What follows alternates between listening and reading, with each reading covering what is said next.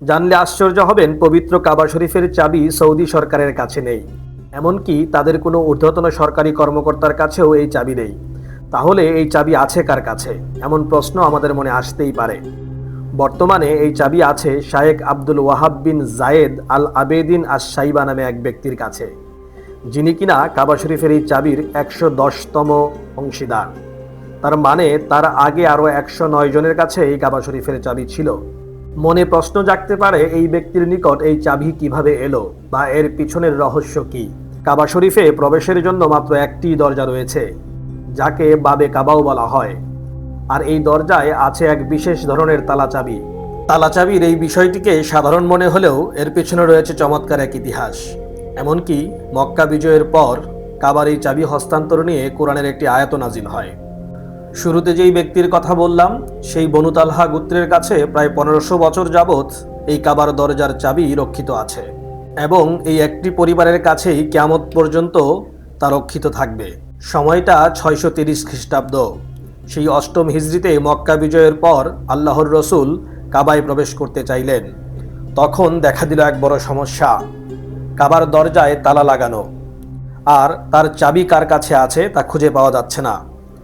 অনেক খোঁজাখুঁজির পর অবশেষে জানা গেল উসমান ইবনে তালহা রাদিয়াল্লাহু আনহুর কাছে কাবার চাবি, আর তিনি লুকিয়ে আছেন কাবার ছাদে এবং চাবি দিতে চাইছেন না। আল্লাহর রসুল বাধ্য হয়ে হযরত আলী রাদিয়াল্লাহু আনহুকে দায়িত্ব দিলেন উসমান ইবনে তালহা রাদিয়াল্লাহু আনহুর কাছ থেকে চাবি নিয়ে আসার জন্য।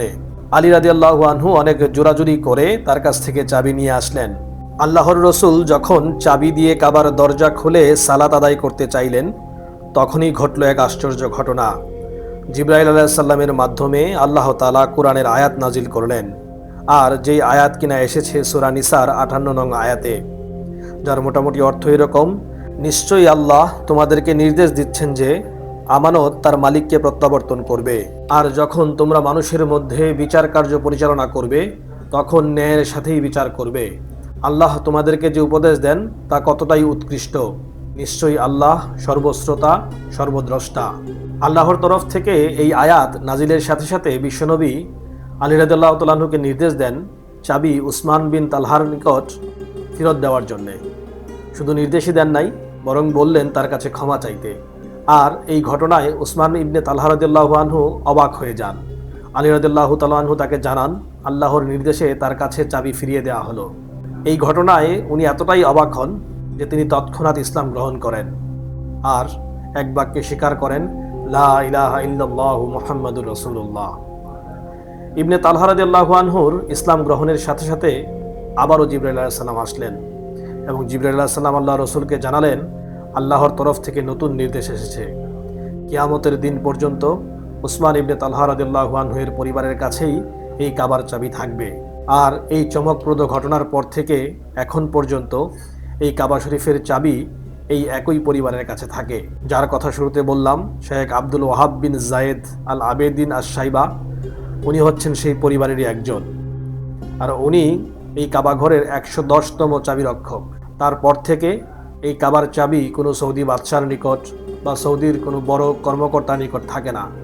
যদি কখনো সৌদি বাদশাহ বা উচ্চতর কোনো কর্মকর্তা বা অন্য কোনো দেশের প্রধানমন্ত্রী তারা কাবা শরীফে প্রবেশ করতে চান, তো তখন তারা সেই পরিবারের কাছ থেকে অনুমতি নিয়ে, তাদের কাছ থেকে চাবি নিয়ে তারপর কাবার ভিতরে প্রবেশ করেন। এবং এই পরিবার অনেক আনন্দের সহিত এই পবিত্র দায়িত্ব এই লম্বা সময় ধরে পালন করে আসছেন। বনু তালহা গোত্রের যারা প্রবীণ সদস্য থাকেন, তার মানে হচ্ছে যারা মুরব্বী থাকেন, তারাই উত্তরাধিকার সূত্রে এই চাবির দায়িত্ব পান। একজন মারা গেলে তারপরে যিনি মুরব্বী থাকেন বা যিনি প্রবীণ থাকেন, তিনি এই দায়িত্ব পান। এই পবিত্র কাবা মুসলমানদের জীবনে এক বিশেষ ভূমিকা পালন করে। আমরা যারা হজ করার উদ্দেশ্যে মক্কা মদিনায় যাই এবং এই পবিত্র কাবা শরীফকে তাওয়াফ করি, তাদের কাছে এই কাবা এক আবেগের নাম, এক ভালোবাসার নাম, আল্লাহ তাআলার প্রতি বান্দার আনুগত্যের নাম। আমরা সেই কাবার দিকে ফিরে সিজদা করি, আল্লাহ তাআলার ইবাদত করি। হয়তো এই ঘটনা অনেকেই জানতেন, আবার অনেকেই জানতেন না। যারা আজকে এই ঘটনাটা নতুন শুনলেন, অন্যদের কাছে প্রচার করে দিবেন, এবং সেই সাথে ভিডিওটা ভালো লেগে থাকলে অবশ্যই চ্যানেলটাকে সাবস্ক্রাইব করবেন। এবং আমার এই চ্যানেলে হজ ওমরা সংক্রান্ত এবং ইসলামিক বিভিন্ন বিষয় নিয়ে, সেই সাথে দেশ বিদেশে ভ্রমণ করার বেশ কিছু ভিডিও আছে, চাইলে সেগুলোও দেখে আসতে পারেন। আসসালামু আলাইকুম রহমতুল্লাহি ওয়া বারাকাতুহু।